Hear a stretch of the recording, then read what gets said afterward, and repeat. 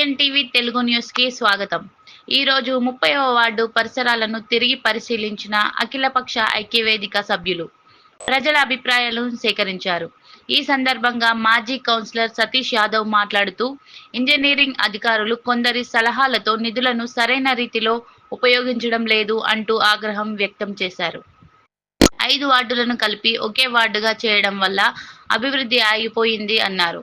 Municipality అధిక ఆదాయం వచ్చే వార్డు మాదే, కానీ ప్రాధాన్యం మాత్రం కనబడటం లేదు. మా అభివృద్ధి మా హక్కు అని చెబుతూ ఎమ్మెల్యే మరియు కలెక్టర్ను వెంటనే చర్యలు తీసుకోవాలని 30వ వార్డు ప్రజలు కోరుతున్నారు. మేము ప్రజల కోసం చేస్తున్నాం కనుక ఎమ్మెల్యే గారు గౌరవంగా దీన్ని తీసుకొని 30వ వార్డు ఎక్కడంటే జంగిడిపురం మరిజట్టి నుండి రోడ్డు వస్తే ఆ మొత్తం రోడ్డు పాడైంది. అక్కడ నుండి అను స్కూల్ వరకు. అదొకటి. సివి రామన్ కాలేజ్ నుంచి ఇక కిందికి వస్తే ఇక్కడ స్విమ్మింగ్ పూల్ ఉంటుంది. ఈ స్విమ్మింగ్ పూల్ ఎదురుగా 2 రోడ్లు ఉన్నాయి.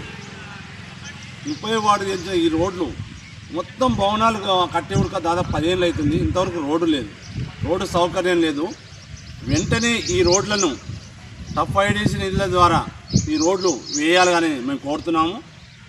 30వ వార్డులో జంగిడిపురంలో చాలా రోడ్లు మిగిలిపోయినాయి. వెంటనే రోడ్లను, కాలువలను పూర్తి చేయాలని ఎమ్మెల్యే గారిని కోరుతున్నాము.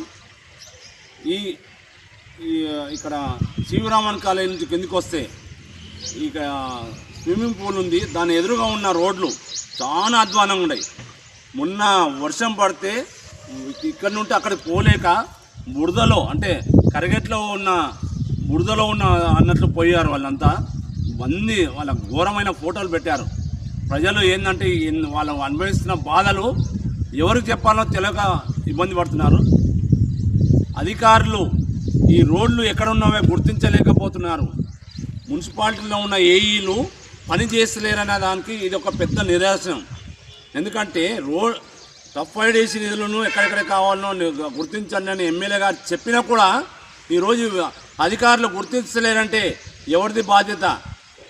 దీన్ని చర్య తీసుకోవాలని జిల్లా కలెక్టర్ గారిని మరియు ఎమ్మెల్యే గారిని కోరుతున్నాము. వెంటనే ఈ రోడ్లు వేసి ప్రజలకు అసౌకర్యాన్ని తొలగించాలని కోరుతున్నాము. అఖిలపక్ష ఐక్యవేదిక వనపర్తి జిల్లా.